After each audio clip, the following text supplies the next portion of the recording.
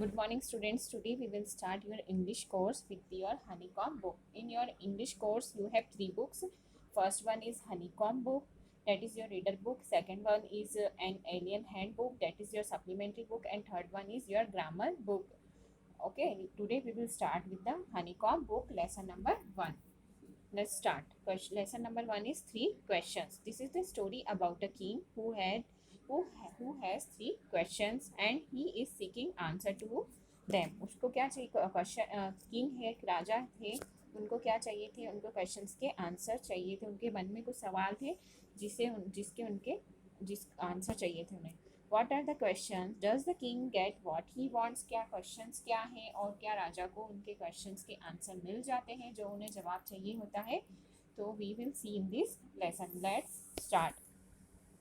The thought came to a certain king that he would never fail if he knew three things. एक जो thought किसी भी राजा के मन में आता है वो क्या आता है कि वह कभी फेल नहीं हो सकता है, या नहीं हो सकते हैं, वो कभी भी फेल नहीं हो सकते, ऐसा उनके मन में विचार आता है कि अगर ये वो इन तीन चीज़ों को जाने. These three things were: what is the right time to begin something, which people should he listen to, what is the most important thing for him to do. First one is the first thing क्या होगी कि किसी भी चीज़ को शुरू करने का सही समय क्या होगा, और कुछ which people should he listen to, कैसे लोगों को, किन लोगों को उससे सुनना चाहिए, और क्या करने के लिए important, what is the most important thing, उनके लिए सबसे ज़रूरी चीज़ क्या होती है जो उन्हें करना चाहिए. तो ये 3 क्वेश्चंस राजा को, इन क्वेश्चंस के आंसर उन्हें पता होने चाहिए. The king therefore sent messenger throughout his kingdom promising a large sum of money to anyone who would answer these 3 questions. तो किंग ने, राजा ने क्या किया कि एक मैसेंजर को उन्होंने उनके जो पूरा साम्राज्य था, किंगडम, उस पूरे किंगडम में भेजा और जाके उन्हें ये कहा कि जो मेरे इस 3 क्वेश्चंस के आंसर देगा उन्हें बहुत ही अच्छा अमाउंट, मतलब बहुत ही ज़्यादा पैसे में दूंगा. Many wise men came to the king but they all answered these questions differently. बहुत सारे वाइस मैन मतलब समझदार व्यक्ति जिनको नॉलेज थे, ऐसे बहुत सारे व्यक्ति आए और सब ने अलग अलग क्वेश्चंस के अलग अलग आंसर दिए. In reply to the first question some said the king must prepare a time table and then follow it strictly. जो फर्स्ट क्वेश्चन था उसका आंसर क्या दिया? फर्स्ट क्वेश्चन क्या था? What is the first question? The first question is what is the right time to begin. किसी भी चीज़ को शुरू करने का समय क्या होता है? तो ये फर्स्ट क्वेश्चन था. तो उसका आंसर किसी ने क्या किया? किसी ने ये कहा कि जो हमें कोई भी काम शुरू करना हो उसके लिए पहले हमें एक टाइम टेबल बना लेना चाहिए और हमें उसको स्ट्रिक्टली फॉलो करना चाहिए.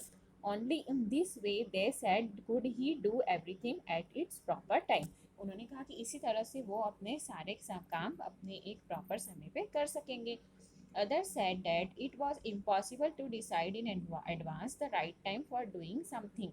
The king should notice all that was going on, avoid foolish pleasures, and always do whatever seemed necessary at that time. तो फिर कोई ने कहा कि ये तो टाइम टेबल पहले से बना के और उसको फॉलो करना इम्पॉसिबल हो जाएगा. एडवांस में हम किसी भी चीज़ का समय कैसे पता लगा पाएंगे? तो ये तो इम्पॉसिबल हो जाएगा करना. तो किंग को क्या करना चाहिए कि सब चीज़ों को नोटिस करना चाहिए कि क्या चीज़ें हो रही है, क्या क्या हमारे आसपास चल रहा है, और ये सब चीज़ों को नोटिस करना चाहिए. और जो बहुत ज़रूरी चीज़ है, जो ज़रूरी काम है या जो भी इम्पॉर्टेंट हो उस समय पे करना चाहिए. Yet others said that the king needed a council of wise men who would help him act at the proper time. फिर किसी ने कहा कि किसी ने ये कहा कि राजा को किस चीज़ की ज़रूरत है? एक काउंसिल मतलब एक जो वाइस मैन जो होते हैं उनकी एक पूरी उनकी ग्रुप की या ऐसे उनकी ज़रूरत हो राजा को, जो उन्हें बताएं या राजा को हेल्प करे कि प्रॉपर समय पे हमें क्या करना चाहिए. This was because one man would find it impossible to decide correctly without help from others the right time for every action. ये इसलिए बोल रहे थे क्योंकि एक व्यक्ति के लिए इम्पॉसिबल हो रहा था कि कोई भी चीज़ को सही तरीके से डिसाइड कर पाना, करेक्टली डिसाइड कर पाना, और वो अगर कर भी रहा था तो दूसरे की हेल्प से ही कर रहा था. तो हर समय का एक्शन जो होता है, राइट टाइम पता लगाना, भी किसी की हेल्प से ही पता लगा पा रहे थे. But then others said that there were some things which could be urgent. पर किसी ने कहा कि अभी कुछ कुछ चीज़ें ऐसी होती है कि जो बहुत अर्जेंट भी होती है। these things could not wait for decision of the council। ऐसी चीज़ें के लिए आप काउंसिल, आप सभा का वेट नहीं कर सकते हो। In order to decide the right time for doing something. किसी भी चीज़ का सही समय डिसाइड करने के लिए, आपको कोई सही चीज़ करने के लिए, तो आपको क्या होता है कि it is necessary to look into the future. पहले फ्यूचर का देख लेना, पता लगाना चाहिए कि हमें इस जो भी चीज़ हम कर रहे हैं उसके लिए आगे भविष्य में क्या रिजल्ट होगा, क्या होगा, इसका आउटपुट क्या मिलेगा। तो पहले ही हमें इसको डिसाइड करना चाहिए राइट टाइम क्या होगा कोई भी चीज़ करने के लिए। And only magician can could do that. और ये तो सिर्फ एक जादूगर ही कर सकता है। The king therefore would have to go to magician. तो फिर राजा को तो आप मजिशियन के पास ही जाना चाहिए, जादूगर के पास ही जाना चाहिए। In their answer to the second question, some said that the people most necessary to the king were his counselor, others said the priest। जो सेकंड क्वेश्चन था, सेकंड इस क्वेश्चन क्या था, what is the right time to begin. ये first question था। Second question था which people should he listen to. उन्हें किन लोगों को सुनना चाहिए, किन लोगों की बात माननी चाहिए। तो ये सेकंड क्वेश्चन है। तो in answer to the second question, some said that the people must people most necessary to the king were his counselors, others said the priest। तो राजा को किन की बात मानना चाहिए या उनके काउंसलर्स की बात मानना चाहिए, जबकि दूसरों ने कहा कि उनके प्रिस्ट की बात मानना चाहिए। जो वहाँ पे प्रिस्ट जो होते हैं पुजारी वगैरह, उनकी बात मानना चाहिए। जो काउंसलर्स के होते हैं, जो मेंबर ऑफ काउंसिल्स होते हैं, और पुजारी प्रिस्ट के होते हैं, पुजारी होते हैं। A few other choose the doctors. किसी ने डॉक्टर को चूज किया। And yet other said that his soldiers were the most necessary. किसी ने कहा जो सोल्जर्स हैं उनके वो ज़्यादा नेसेसरी है, उनकी ज़्यादा ज़रूरत है उनकी बात मानने के लिए। In order to third question, some said science, other choose fighting and yet other religious worship. किसी ने क्या चूज़ किया, किसी ने थर्ड क्वेश्चन में साइंस चूज़ किया, किसी ने कहा कि साइंस कहा, किसी ने फाइटिंग लड़ाई झगड़ा बोला, किसी ने धार्मिक चीज़ें बोली, वर्शिप पूजा पाठ बोला। तो थर्ड क्वेश्चन के लिए ये, as the answer to his question were so different, the king was not satisfied and gave no reward as the answer to his question. सबके आंसर जो थे बहुत अलग अलग डिफरेंट थे। तो किंग सेटिस्फाइड नहीं हुए और उन्होंने किसी को भी रिवॉर्ड नहीं दिया।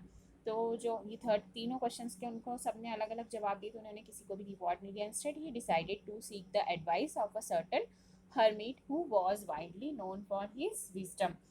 फिर वो क्या डिसाइड करते हैं कि आप किसकी एडवाइस लेना चाहिए। हर्मिट। हर्मिट क्या होते हैं, जो पर्सन अलोन रहते हैं, लोनली रहते हैं, मतलब एकांत में रहते हैं, अपने हिसाब से रहते हैं, अकेले में रहते हैं, उनको हर्मिट बोलते हैं। तो उनकी वाइस, अब उनका क्या लेना चाहिए, आप उनकी एडवाइस लेना चाहिए। The hermit lived in a would which he never left. Hermit कहाँ रहते थे, लकड़ियों में रहते थे, वुड में रहते थे, जो कभी भी नहीं वो छोड़ते थे। He saw one man but simple people and so king put on ordinary clothes. तो फिर उन्होंने क्या देखा कि एक आदमी व्यक्ति को देखा उन्होंने, बहुत ही सिंपल व्यक्ति है। तो और फिर राजा ने भी क्या किया, तो सॉरी उन्होंने क्या सॉ किसी को भी ऐसा, उन्होंने he saw no one but simple people. उन्होंने देखा तो सही, उन्होंने पर उनको कोई भी ऐसे नहीं मिला हरमिट जैसे, सब सिंपल व्यक्ति ही दिखे उनको। फिर राजा ने क्या किया, अपने पुराने ऑर्डिनरी सिंपल क्लॉथ्स पहने, जो राजा की ड्रेसेस होती है वो नहीं पहन के उन्होंने पुराने कपड़े और पुराने नहीं, सो नॉर्मल ऑर्डिनरी क्लॉथ्स पहने जो सभी व्यक्ति पहनते हैं, उसी हिसाब से उन्होंने भी क्लोथिंग पहन कर ली। Before he reached the hermit's hut, the king left his horse with his bodyguard and went on alone। अब वो उनको हर्मिट को ढूंढते ढूंढते जब वो हर्मिट के हट के पास पहुंचते हैं, तो उसके पहले ही उन्होंने क्या किया, अपने जो बॉडीगार्ड है उनको अपने हॉर्स दे दिए थे और फिर वहाँ से वो अकेले ही गए थे हर्मिट के पास। As the king came near the hermit's hut, he saw the hermit digging the ground in front of his hut। जैसे ही किंग राजा हरमीट के हट के पास जाते हैं, वो क्या देखते हैं कि हरमीट क्या कर रहे हैं, जमीन को, ग्राउंड को खोद रहे हैं उनके हट के सामने। ही greeted the king and continued digging. उन्होंने किंग का अभिवादन किया। ग्रीटेड मतलब अभिवादन करना। उन्होंने किंग का अभिवादन किया और वापस से जमीन खोदने लग गए थे। Hermit was old and weak and he as he worked he breathe heavily. तो जो हरमिट थे वो क्या थे, बहुत ही बूढ़े और कमज़ोर थे, और जैसे ही वो ज़मीन में गड्ढा कर रहे थे, खोद रहे थे, तो उनको बहुत ही सांस लेने में ब्रीथ हेवीली, बहुत ही गहराई से सांस लेनी पड़ रही थी। जैसे हम थक जाते, कुछ हेवी काम करते तो ऐसे सांस लेते हैं, तो वैसे ही वो भी ले रहे थे। The king went up the hermit and said, I have come to you wise hermit to ask you to the answer 3 questions. तो राजा हर्मिट के पास जाते हैं और बोलते हैं कि मैं आपके पास आया हूँ और मैं आपसे 3 क्वेश्चंस के आंसर चाहता हूँ। How can I learn to do the right thing at the time right time? Who are the people I need most and what affairs are the most important? तो ये 3 क्वेश्चंस वो बताते हैं। The hermit listen to the king but did not speak, he went on digging. You are tired said the king, let me take the spade and work in your place. जो hermit है वो सुनते हैं राजा की बातें, पर उन्होंने कुछ भी नहीं कहा और अपना काम करने लग गए, वापस जमीन खोदने लग गए।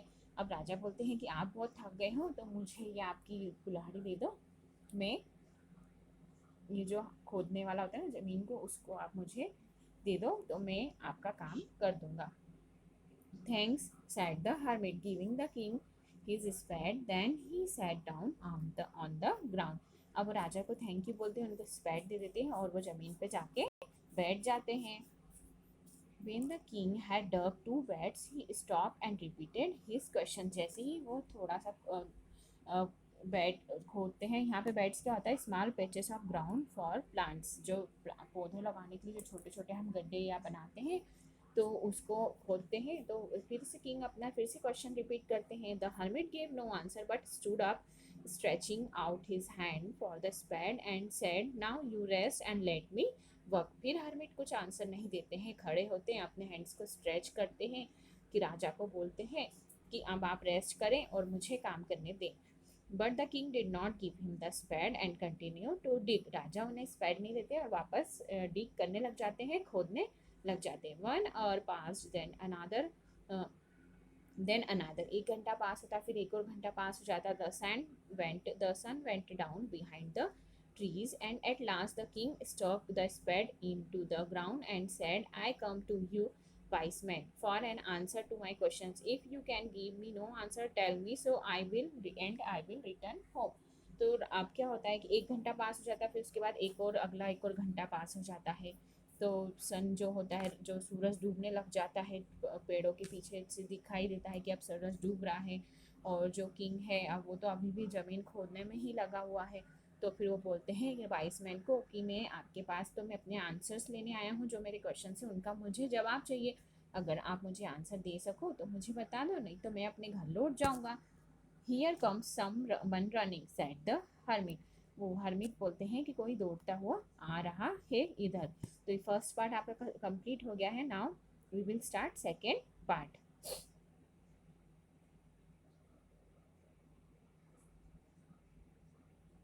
The king turned round and saw a bearded man running towards them. जो किंग ने क्या देखा, मुड़ते हैं राजा और देखते हैं कि एक बियर्डेड मैन उनकी तरफ दौड़ा चला रहा है। बियर्डेड मीन्स जिनकी दाढ़ी होती है उनको बियर्ड मीन्स दाढ़ी, तो ऐसे दाढ़ी होती है, ऐसे मैन को उन्होंने देखा। His hands were pressed against his stomach which from which blood was flowing. उनके जो हैंड है वो कहाँ पे, पेट पे लगे हुए थे, पेट पे चिपके, पेट दबा के रखा था उन्होंने, और जहाँ से ब्लड निकल रहा था, खून आ रहा था। When he reached the king, he fainted and fell to the ground.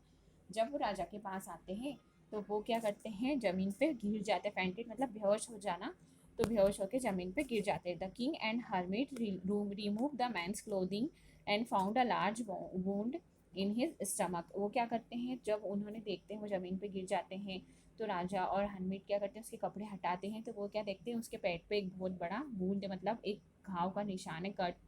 तो वो क्या देखते हैं, the king washed and covered it with his handkerchief but the blood would not stop flowing. तो क्या करते हैं, किंग उसको वॉश करते हैं और अपने हैंकरचीफ से कवर कर देते हैं, पर भी ब्लड स्टॉप नहीं होता है, फिर भी खून बहते ही जाता है। The king redress the wound until at last the bleeding stop. तो उन्होंने फिर क्या किया, वापस से उस फिर जो वुंड है, उसका जो घाव है लगा हुआ था, उसको वापस से उसको रीड्रेस करते हैं, उस पर कुछ कपड़ा वपड़ा लगा के उसको फिर से दबा के रखते हैं, तो उससे क्या होता है, ब्लड फिर स्टॉप हो जाता है। The man felt better and asked for something to drink. अब उस व्यक्ति को, जो बियर्डेड मैन थे, जो उनको बहुत अब थोड़ा ठीक लगता है, अब वो कुछ पीने के लिए मांगते हैं। The king brought some fresh water and gave it to him. अब किंग फ्रेश वाटर लेके आते हैं और उसको पीने के लिए देते हैं। By this time the sun had set and the air was cool. अब सन जो है डूब चुका था और हवा भी क्या हो गई थी, ठंडी हो गई थी। The king with the hermit's help carried the wounded man into the hut and laid him on the bed. अब जो किंग है वो हर्मिट मैन की हेल्प से, हर्मिट जो है उनकी हेल्प से जो वुंडेड मैन है उनको हट के अंदर लेके आते हैं, उन्हें बिस्तर पर सुलाते हैं। The man close his eyes and ले क्वाइट। जो मैन होते हैं बियर्डेड मैन, वो क्या होते हैं, अब अपनी आंखें बंद करते हैं और चुपचाप सो जाते हैं, आज लेट जाते हैं। The king tired by his walk and the work he had done lay down on the floor and slip through the night. अब राजा भी क्या होते हैं, बहुत थक जाते हैं, तो वो जैसे ही ज़मीन पे बैठते हैं और वो भी सो जाते हैं। ज़मीन पे लेटते हैं तो उनकी भी नींद लग जाती है, क्योंकि दिन भर उन्होंने भी काम किया तो थक गए थे। When he awoke, it was several minutes before he could remember where he was or who the strange bearded man lying on the bed was। जब अब क्या होता है, जैसे ही उनकी नींद खुलती है तो वो कुछ मिनटों के लिए तो भूल ही जाते हैं कि वो कहाँ पे हैं और ये जो लेटे हुए हैं बेड पे ये कौन है।